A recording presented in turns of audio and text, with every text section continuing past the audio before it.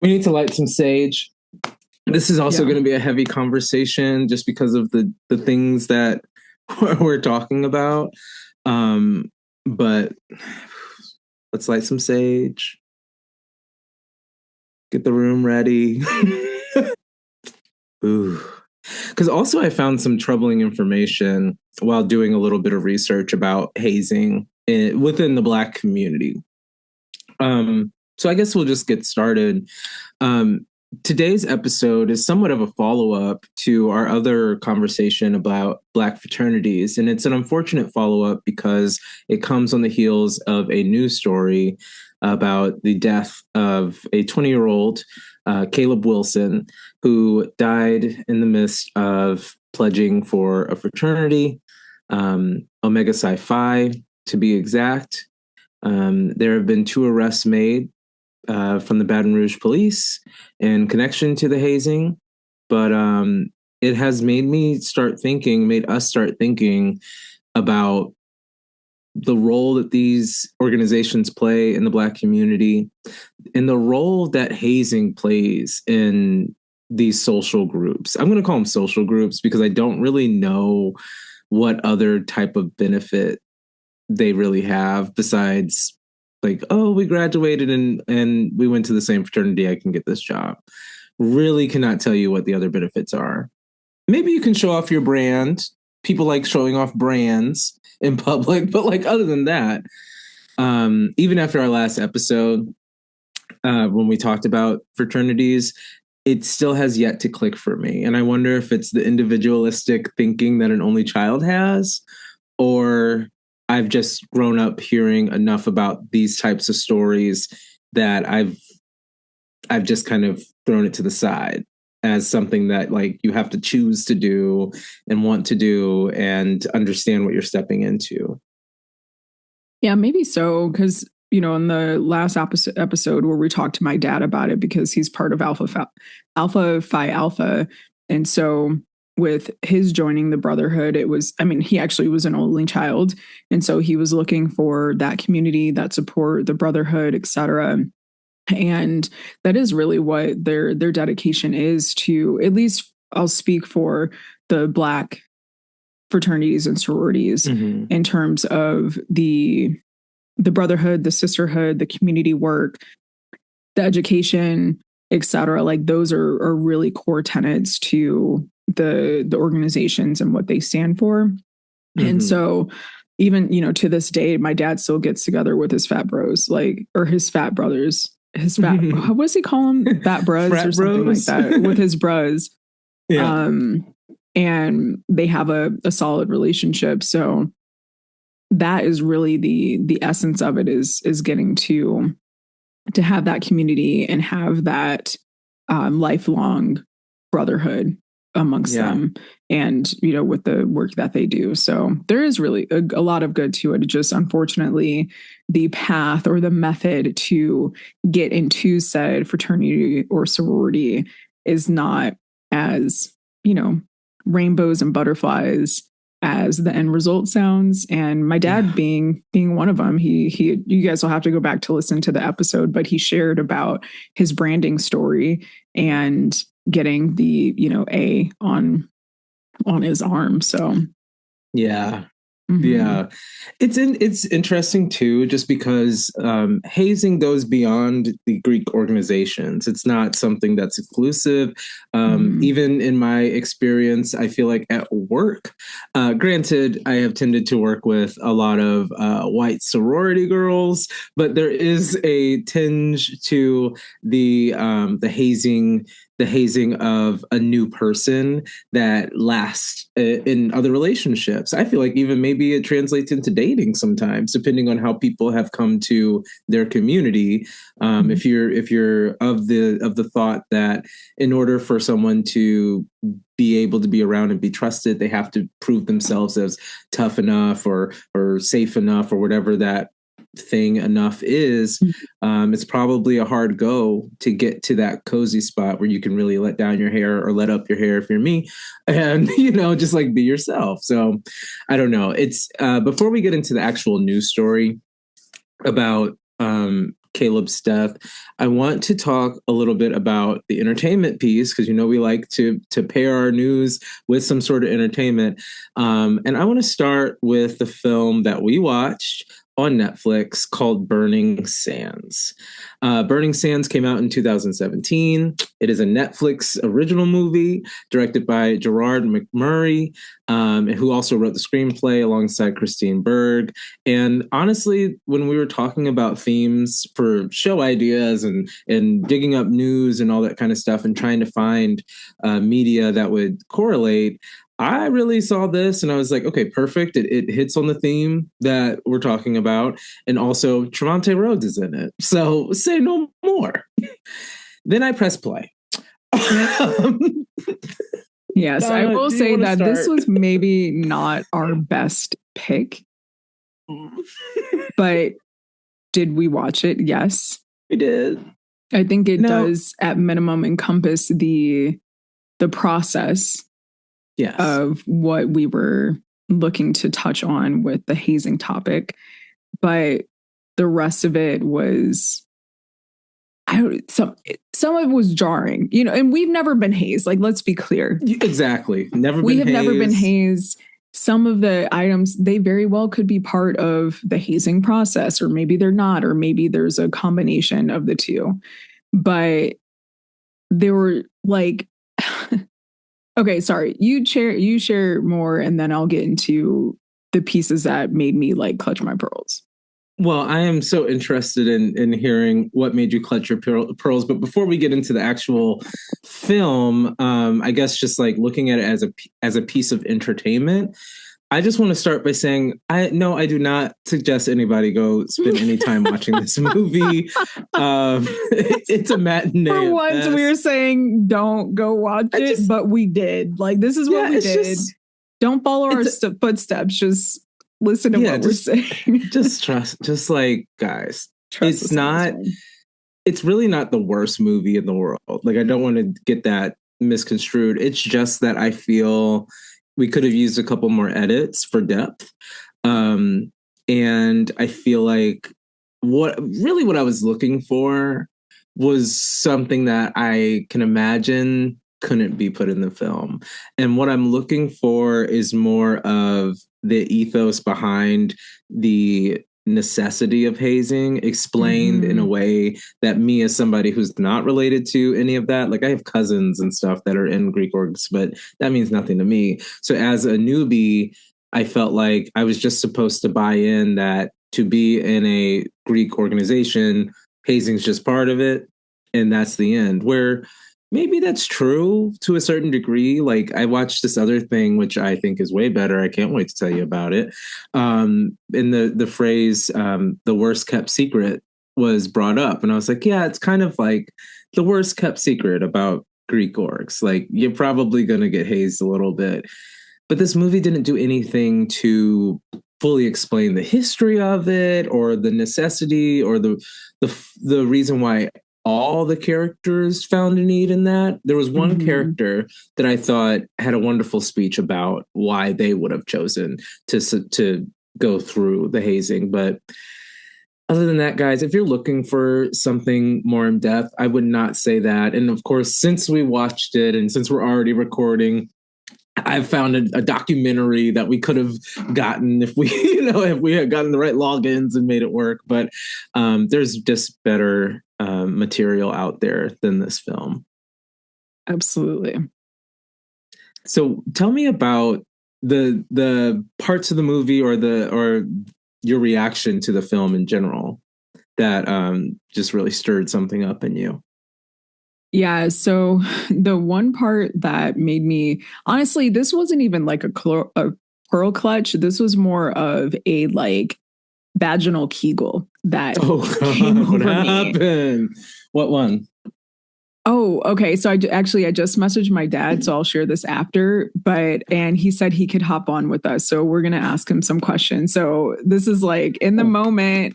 Oh my goodness! Welcome to the live stream. Yes. Whoa, so fast. Yeah. Let's see. Now, I wish we had made you watch the movie too, so that we three could talk about it. But I wouldn't want to haze you, just so that you could be on a podcast. Right. Well, I told Dad the other day that we were going to record on it. And so I messaged it to him, and I don't think he had seen the movie. So I'm hoping he hasn't seen it. You. But hey, Dad, welcome on to the podcast. Hi. Hi. Let me get Good some to light. see you again. Same here. Same here. Our first 2-time guest. Yeah. We're going to have to get a plaque or something. Hey, that'll be nice. Or at least a t-shirt. Well, so we watched the movie Burning Sands on Netflix. Have you seen it, heard of it, have any thoughts about it? I heard it. I watched a portion of it last night. Up to the point to where the student went to the professor after they had that discussion on the topic of the Willie Lynch letter. Mm-hmm. And I watched it. So I haven't gotten all the way through. It's got kind of late, so I kind of gave it up. But I was disappointed in the opening where they let the one guy with the locks drop off line. And especially when he came in to defend his line brother, to take some of the heat off of him. That's the whole purpose of the brotherhood, is to support each other. So there was a lot of it. I'm happy that you said that, because I already started off hating just because I'm not involved, and I know that we had talked before, and Donna even stepped in to defend. So shout out to your daughter. But, my impression, again, I'm a individualistic only child who has no business in class. I quit Boy Scouts when they started making us do push-ups. I was like, what's this have to do? but I think just because of the news stories that I had heard growing up, I just assumed these people are just getting beat up so that they can get friends. And it had been sensationalized enough that I just had this negative connotation. So I'm glad that you brought up already that the point is to support each other through this hardship, because that even makes more sense than anything that the movie explained. Spoiler alert, it's a bad movie. Yeah, we were just not recommending anyone to watch it. So Dad, feel free not to finish it, because it's not great, right? Like, we were hoping for, like we said, some depth, some more context, and learning a bit more about, like, why is the hazing important and why is that necessary to join a fraternity or a sorority.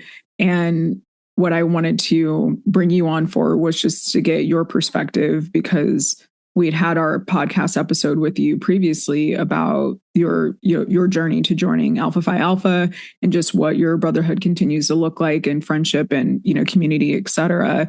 And so I know that you have your brand, but I don't know what else you did. And I'm not saying that you have to tell us, but we're just kind of curious to know, like, what I don't want to just, maybe not just the purpose, but like what's the thought process behind having these hazing acts before someone really gets to join?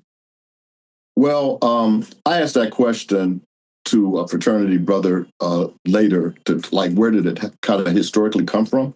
And the response I got, it kind of made sense that a lot of these young men, I think prior to all of that hazing that took place, these young men that came back to college after being in the service went through boot camp.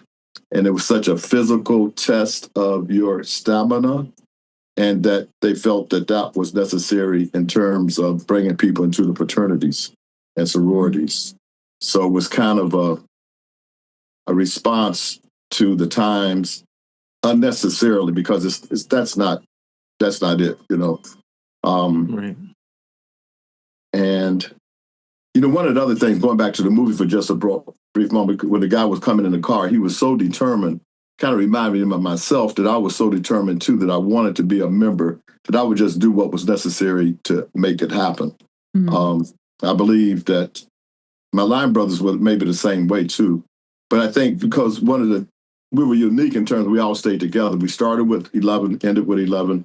And it was a support of each other to hang in there, where there were some that wanted to give up for the physical abuse, because that's what it was. Mm. But we navigated and managed it and made some wits about ourselves in the way that we came about doing it. And we got really kind of united over the fact, too, that we had to be kind of use our ingenuity and kind of work together as a team. But I did see some examples of where it was way over the top. And it got to be this kind of thing where someone did it to me, so I'm going to do it to somebody else. And that was the horrible part of it, because that was sort of people's kind of motivation. It's like, okay, because it was done to me, I'm going to, do it. And it's sometimes extremely more worse and harder than others. Then they got it, But that Can just you elaborate on any of the I don't know if is that breaking code, or can you tell us a little bit about maybe some of those experiences? Well, one that my line brothers don't find too favorably about is we were in line, and the big brothers said something about how disunified we were. And my determination was that we're going to get through this no matter what. And then I was a little ticked at my line brothers. And I told the big brothers they need more paddling. And not that I know. And they were like, what did he say? But I was willing to step up there and take that paddling for the line. That's why I can relate to that first part of the movie when the guy's like, I'm going to do this. And when the guy stepped in, you don't let anybody fall off. But that was just like one incident that the remaining brothers now will definitely hadn't forgotten. And so that was just like one example. But a good friend of mine was pledging at another chapter, and I was already a member, and I wouldn't touch him because he was my friend. And some of the brothers there were like, look at this. And it was just way over the top. And I had to tell one brother, said, look, that's not necessary. You to back off, because it was just way too much. But those that withstand it and do it, it's their desire to want to be a member of the fraternity. And I believe unite with their line brothers as well. But the desire to be into fraternity is the reason that they withstood it all. In the film, there were characters that had nicknames, and one in particular was Square. I don't know if you got to meet Square in your viewing yet, but there's a character who's kind of a nerd, and so they call him Square. And he has a scene later in the film where he talks about why he is withstanding all this abuse from the older the older members. And he said, tell me what my name is. And they didn't know his name. They only knew him as Square. And he was like, after I get through this, I'll have a name and I'll be able to be something. I've always been Square. And so that was literally the only part of the movie, Donna, that I felt gave me some sort of insight into a character's motivation to stay. Everything else was like, there's women, there's an understood brotherhood, that's part of it. But like, that was the only character who even got to speak to something that you're talking about. Like, I get to persevere through this. It's a point of pride for me. It's also a point of status at a certain point, depending on what university campus you're on. It could mean you're living really high on the hog because you have certain colors on, you know what I mean?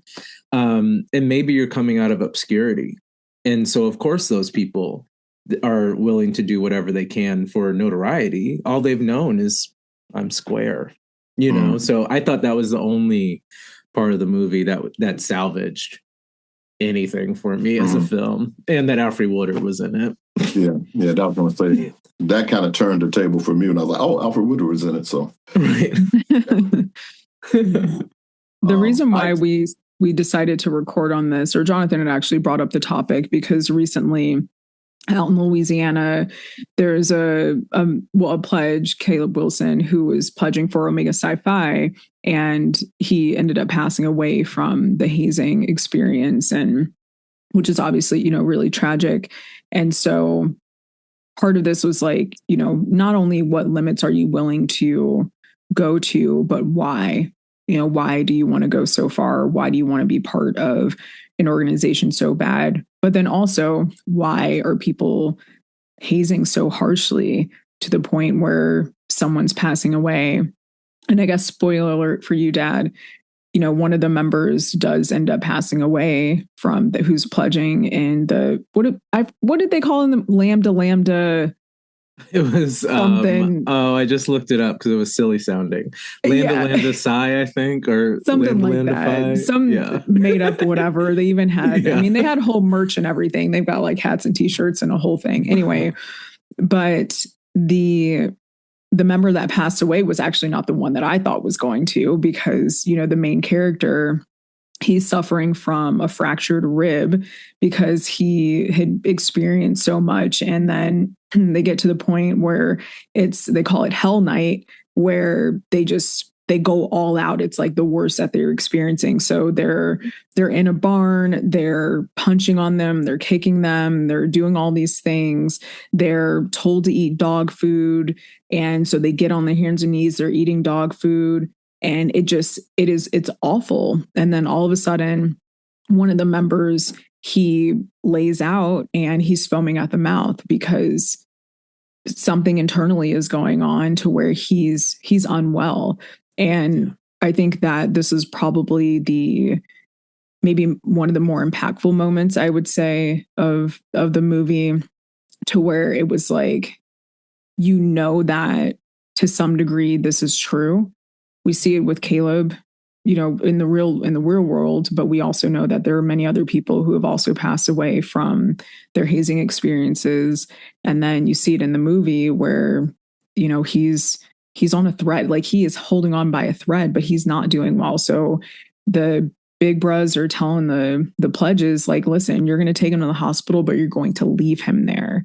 And what I thought was beautiful about this really tragic time was that Zurich is like, trying to, make sure he's okay. They're at the hospital. They drag him out the car and put him on the concrete outside of, the emergency department. And Zurich is just like, I can't get back in that car. Mm-hmm. And so he just goes to be by his side. And then unfortunately he passes away. And all of them, it's just very somber, and they're all reflecting on everything. And, it was clear that they were in pain and really disappointed and heartbroken that it had gotten to this point. So those are the members of the line. What about the members that were already in the fraternity? What was I don't think they were there. I think it was all the line members. Yeah. And so that was, kind of jarring too. Granted, this is a dramatization of likely some true stories sort of interwoven into it. But because we know, people have passed away, but is that really like what could happen?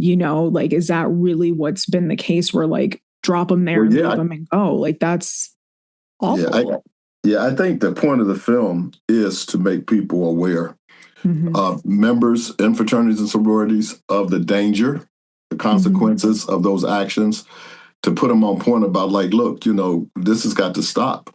This cannot be the criteria for membership in these allegedly sisterhood, brotherhood organizations, that cannot be the standard. It's got to change, and it's got to change immediately, because they're that risk.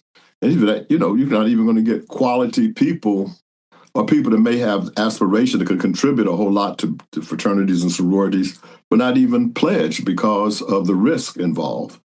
Or even parents, like one of my line brothers' son pledged. He was really super concerned, super concerned. And actually was involved with the Hell Night or the Hell Week process to be sure that his son was safe, because it could get out of hand and become really some inappropriate actions could take place. So I'm hoping the films will be able to bring awareness to members that are going outside of that. But there's been some horrible stories of men and women, organizations losing their charters on the campuses, and in some instances trying to destroy the entire fraternity. Well, I had to say, my fraternity Alpha Phi Alpha has gotten involved now with what is called, like, it's a training program for pledging. And if you're not a part of that, had not gone through that course to be an initiator, if you will, lack of a better word, you can't do it. So there's some guardrails in place so that these things can be avoided at all costs. So, Dad, it's interesting that you mentioned the history of it was from servicemen and women, probably more men at the time, going, through basic training. And so some of those practices were incorporated into hazing. But it's interesting because, like, if you're going into basic training, you're going to the armed forces, you're literally going to war, right?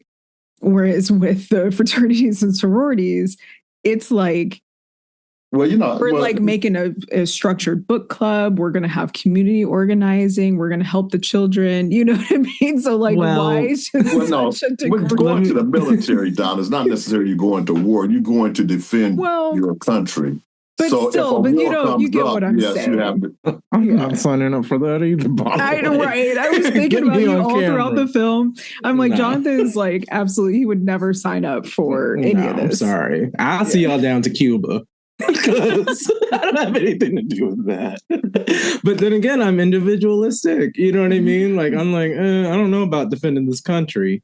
But I also want to add in really quick that hazing is not exclusive to Black Greek organizations. And it's been, and like white organizations were there for like 130 something years before Black people even got in the mix. So, and there were already documented deaths that were newsworthy in those white organizations. So another part of it is also just kind of continuing the trend, you know? Yeah. That violent nature of certain individuals that just penetrates all of society. I'm sure it rolled over into the service, and it was probably for racial reasons in the service to why the hazing was intense as it was. Of course, you kind of, under the disguises of, well, this is in the good of the country. But yeah, we have thousands of stories of soldiers and not being treated fairly, Black soldiers. So, that's how it kind of penetrated the organizations now. But yeah, I hope that these cases will, subside a lot, because they're not necessary at all for the aims and aspirations of the sororities and fraternities going forward. The lives that are affected, these 20-year-olds whose lives are effectively over because now they're in jail for manslaughter or murder, depending on how it all shook out in the end. They're 20. So of course they're influenced, and they don't have a prefrontal cortex. Right. So like it's just really it's sad all around. Yeah. 100%. 100%. Something that I did see that was better than the movie is actually a YouTube video, and it's a firsthand account. And I'm going to share it in our chat here. But the creator's name is Cam James, and he's a YouTuber. He has uploaded about an hour-long talking to camera and interview with fellow pledgees, I guess, fellow brothers that he was with, talking about the processes that he endured and participated in while pledging. I forget if he even named his organization, but it's a general, like, this is something that happens. And one of the things that he detailed was something that we saw in the movie, and something that, or ultimately the thing that ended the life of Caleb Wilson. It's a hazing technique called thunder and lightning, where people are punched and slapped, mostly in the chest and the face, and then also sometimes they're elbowed or kneed. But yeah, you basically do that over and over and over again. And that's what ended up in the movie. The character had a ruptured aorta from that. So their heart, and then Caleb, I forget exactly the reason why he passed, but it was in relation to that. And I'm wondering if you're even able to share. Are you familiar with this thunder and lightning thing? Was that something that was common? No. Okay. Yeah, this is something, I guess, that it might be an organization specific thing.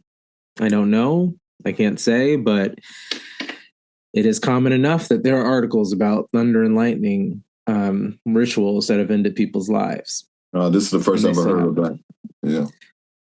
Yeah. Not surprising. I struggle to say that it's specific to a certain organization, but there is a certain frat that does consistently come up in these stories. And it happens to be the frat that Caleb was pledging. And it also happens to be the frat that in my purview is the one that, for lack of better terms, barks this toxic masculinity everywhere it goes. You know what I mean? And I can't help but to think that that is also a reason why these rituals continue. Not because they don't have sense, but because this is what men do. And if you want to be a man with this group, if you want to start barking in the parking lot, you got to get punched and kicked a few times. You know what I mean? So once again, I just need to make sure that I'm openly on record blaming men and masculinity for continuation of violence. I feel like it's definitely a part of it. Yeah. 100%. I agree. And it'll be them to change it. Should it happen. But yeah, the destruction not only of the kids, but their families, their parents, their siblings, their grandparents. Nobody wants to see their kid harmed or injured. And especially send off to college to better themselves. That's the whole purpose. You know? So, I can't even fathom that for Grayson. None of it. I'm like, please don't follow your father's footsteps and join the military. Please, hopefully by, another, 10, 12 years before he could even get to that point, but of joining a fraternity possibly. But if he is interested, like, ideally, it won't be the same horrors. So, yeah. And Jonathan, I'm an only child too. And I never felt a connection. And my situation is a little different because it was not a man in my life. My father died when I was like 6. So, and I didn't have, my mother's the only child and she didn't have siblings either. So there were not very many male role models in my life at all. And one of my best friends who went off to Ohio State the year I was a senior in high school, and he came back and I met his fraternity brothers. So I was like, oh man, that seemed like I could feel like connected to other peers, men. And so that was what my driving force was. And as it turned out, the university I went to, one of my high school buddies and I had been friends in high school. We were on the same pledge line. And then I ran into a guy that I went to elementary school was there, and we were on the pledge line. So there was some connection there. And our chapter was really small at the time. It was 11 of us up and 7 members in the chapter. So we had an advantage. But it was a good time. I don't regret it whatsoever. But I never felt that me or any of my line brothers' lives were in danger like the film portrays. Our bigs never let those brothers that came from out of town go that far with us, and they didn't go that far with us either. Mm-hmm. So there was some guardrails in there to keep us safe, I believe. I'll have to ask my line brothers that. Yeah, I'm going to have to ask my line brothers if they believe that too. So we'll see. And my last question for you, Dad, because, Jen and I went to college too, but I don't know that we've ever had a conversation where you might have encouraged us to join a sorority. Was that ever something that was important to you for us to join a sorority? No. I just want to go back. With your mother's help, it made me believe and just accept you guys for who you are. You do what you want to do and make your own decisions. I don't want you to live your life based on what I did. That's just not what I ever want you guys to do. I just want you to go out and do what was important to you, what you found to be important to you. And I've seen that trend. I've seen that trend where daughters are pledged because their mothers pledged. I've seen where sons are pledged because their fathers are pledged. And I don't, maybe what their motivation, I can't say it was, purely on their own, or maybe their parents might have pushed them, or I don't know, maybe they're just motivated to do it. I don't know. But everybody has their reasons for making their choices. And I was just accepting of whatever choices you made. If you had, that would be fine. If you didn't, that's fine too. I kind of remember too, and I agree with you that you told me that the pricing of it was kind of like pretty outrageous. It's pretty expensive to pledge a sorority. So I'm like, oh, I don't remember looking into it. Maybe I did. I wondered which one I looked into.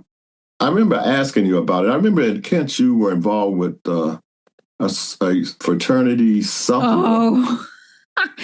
It was the Kappas, I believe. The truth is revealed. What did you do? It was so there was a pageant. Yeah, there was a pageant I was part of, and it was called Miss Phi Beta Sigma. Oh, okay. Yeah, and so gosh, how many of us were there? I wonder if I can find a picture in the archives somewhere, but let's say there were like 10 of us, I don't know, 10 of us ladies to participate and be Miss Phi Beta Sigma. And so we all had like a dance. Oh, it was to Rihanna's song, Rude Boy. Come on, Rude Boy. Go on. Yeah. So there's that.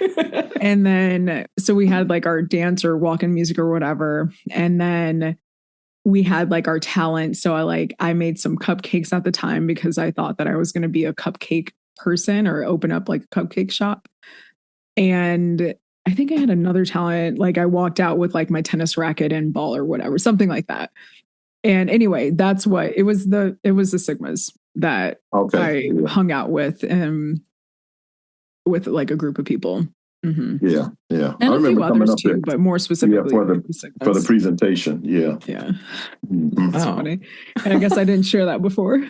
Right. All the secrets come out. What else you do? While we got you on the line.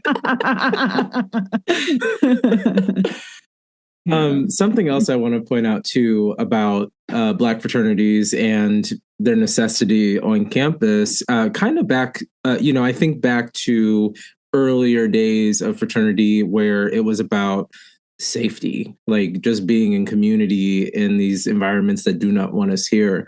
But recently, and I saw this on the New York Times, there's been reports of a very steep decline of Black men going to college. And in this report, it came out on March 30th, 2025. It says that at HBCUs, Black men account for 26% of the students right now. Yeah, wow. I saw that. Down from the already low 38% in 1976. Wow.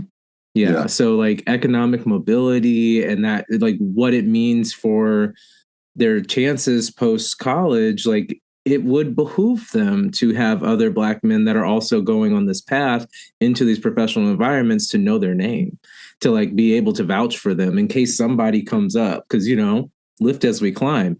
So it does make sense why people would want to be a part of these organizations. It's just a matter of what you're willing to deal with in order to get through the other side of that.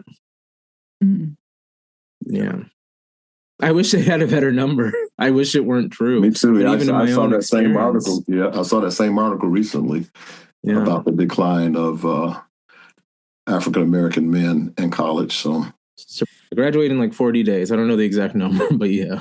And I worked and then I went back to school. So I also was a part of this number, this low, you know what I mean? Mm-hmm. This low number of people in college, and also in my professional life and now in school.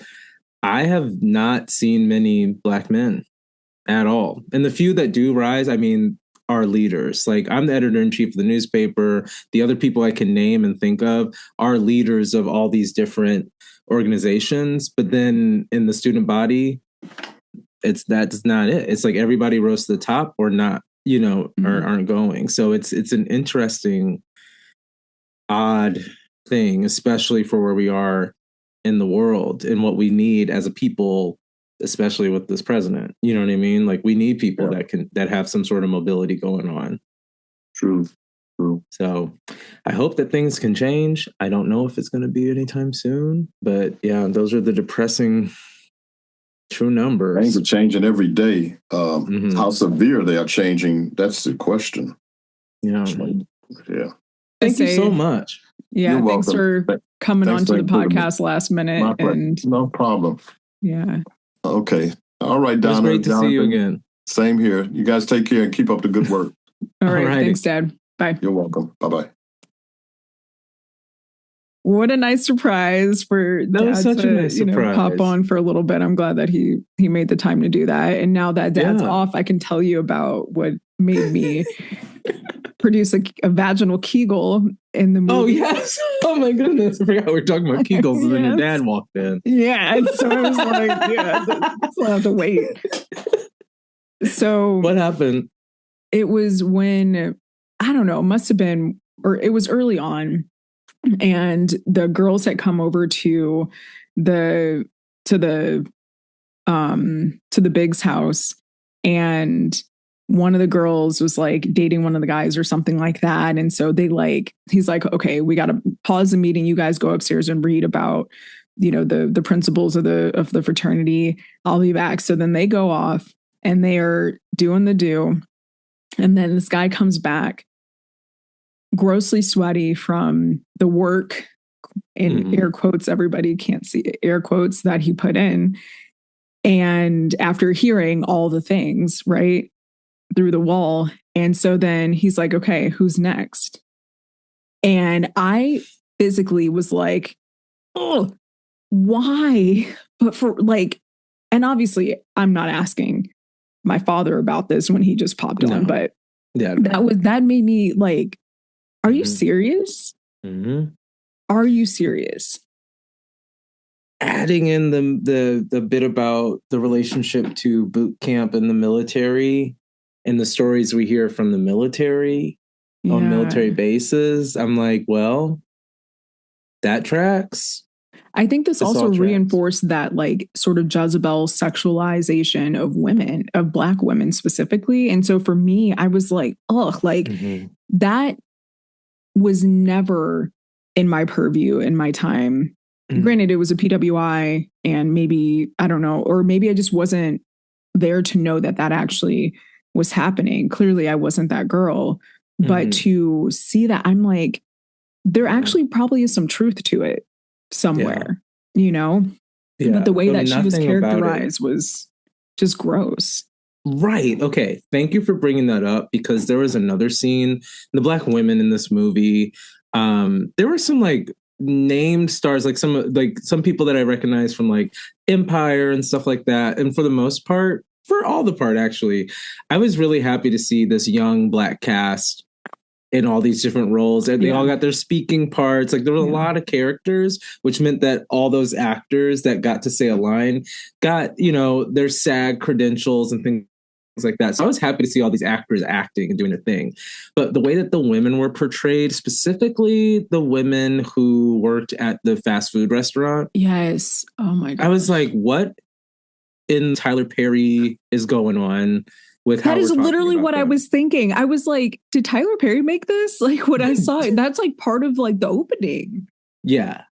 And I was just like, this is a lot. We have so much sympathy for these violent men in the story, and then the women young women, mind you, they are also 19 and 20, and they're also learning about their sexuality and where they belong in the world, but they are presented as gum smacking, neck rolling, fast food, minimum wage working. Nothing about like oh my God, sorry, I'm getting a little heated because something just popped in my head, because I'm realizing that the women in the film, I'll have to rewatch to be 100% sure, but the women in the film were presented as, like you said, a Jezebel, as these honestly just sex objects. Yeah. And then anytime somebody had anything smart to say, it happened to be the light-skinned girl sitting in class who had her hair straight. Mm-hmm. Even Zerg's girlfriend, wasn't she light-skinned? I mean, anybody who had I'm talking in absolutes, and I have to rewatch the movie to be sure. But from what I remember, we had a paperback test thing going on where the light-skinned women were portrayed as full-bodied women, like with thoughts and feelings, and then Black women were in relation to the men, and that was it. Negative thoughts. I'm looking it up. It's about that. I'm not looking loving it up. that. Yeah, not loving that. I do have another thing to admit to you about watching this movie.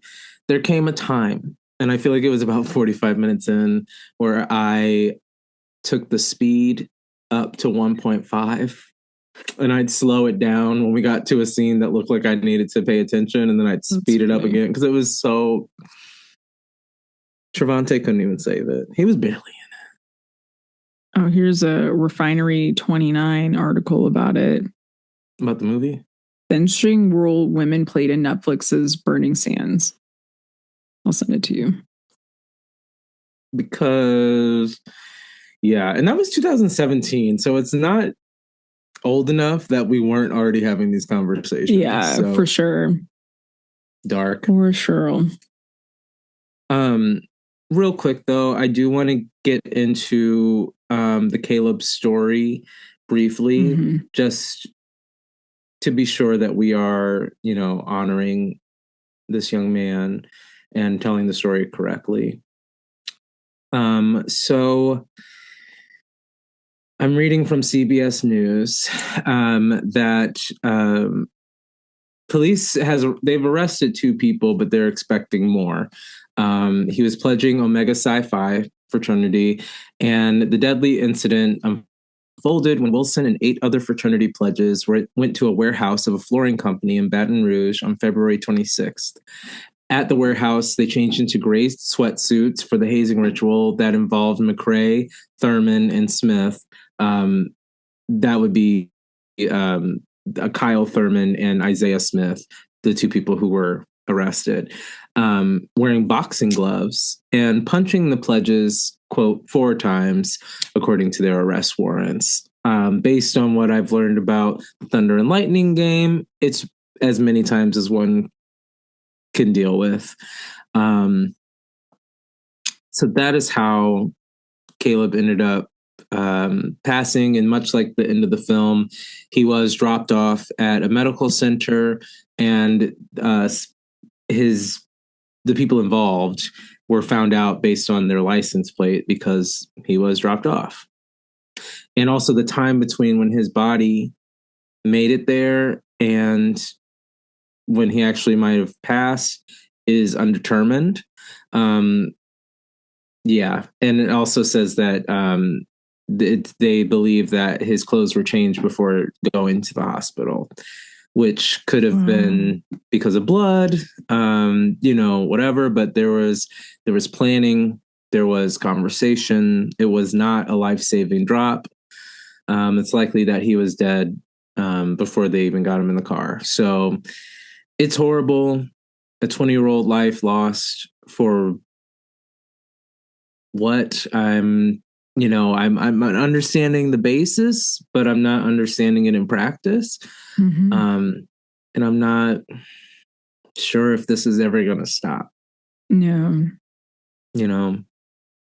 My heart breaks. Yeah, it truly is awful. And maybe it is the parent in me, like I said, just imagining anything ever happening to my son. But my goodness, like, especially to sign up for that, I can see him wanting to be part of, a group and to have, his line bros and, all of that, just because he is a social and a connecting little human. And I want that for him to have, have community and feel connected. Do I want him to go to those lengths? Absolutely not. Absolutely not. There has to be another way.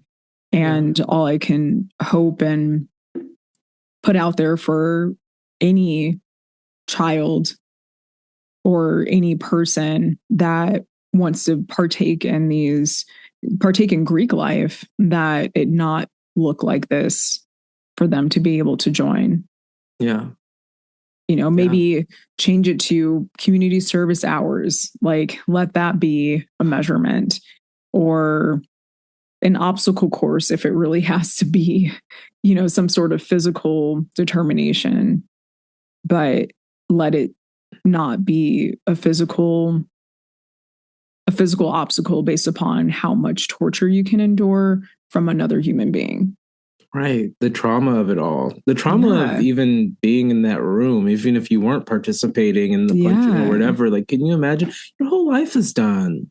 Yeah. Your whole life is about that moment now. For friends. Even the people who did it. Hello? They're going to rot. They're black men. They are going to find every single one on purpose. Yeah. And then also the organization, it would behoove them to sacrifice them for the sake of their organization continuing.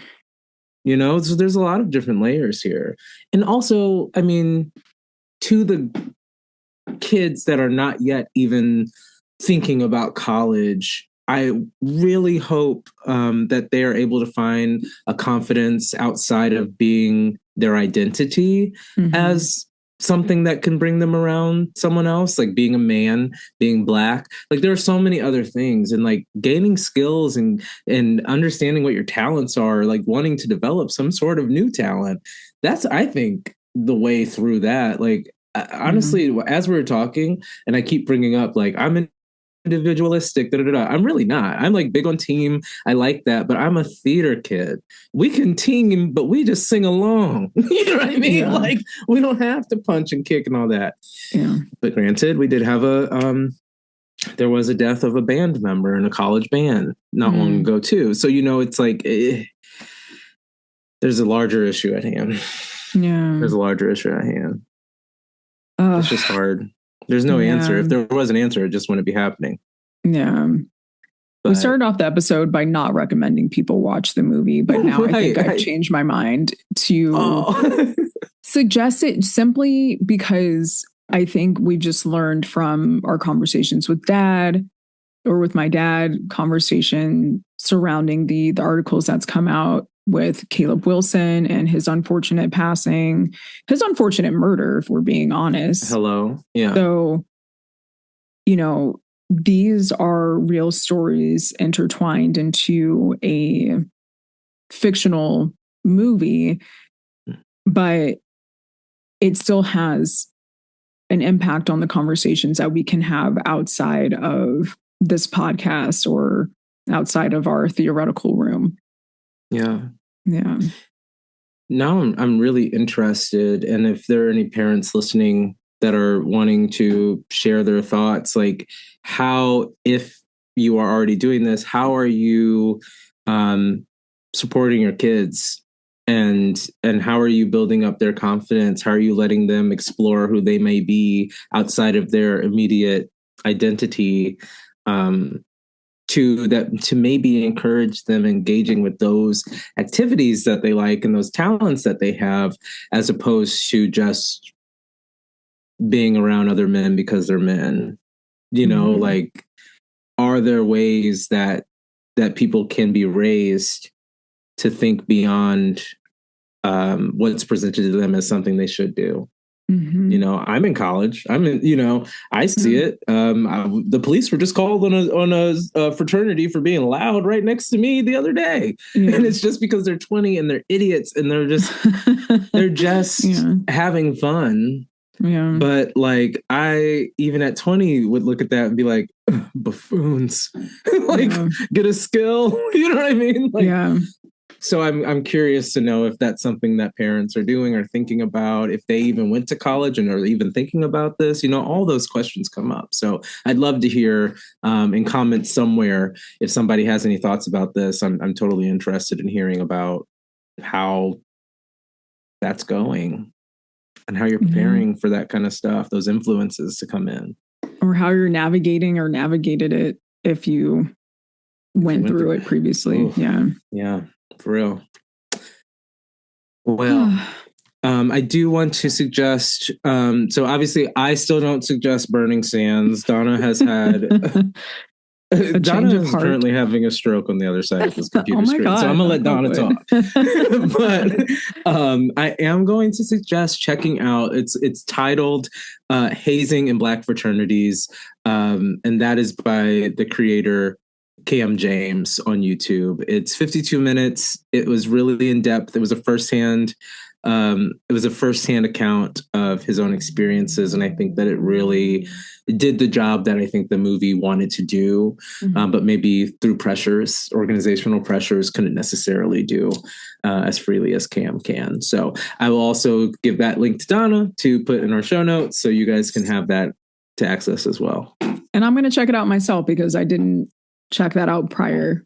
And Definitely so I'm looking forward to seeing some more historical context and firsthand accounts of what he went through, and just connect that with, you know, what Dad has mentioned, and then also just with the movie itself. So, and we hope that this inspires some more conversations and get some more support behind the maybe banning or the methods of which people are going about hazing in any organized or any organization, really. So yeah, absolutely. Well, I'd say that we've had I'd say that's a wrap. Okay, great episode. This was lovely. Yes. Love you. Bye. Bye.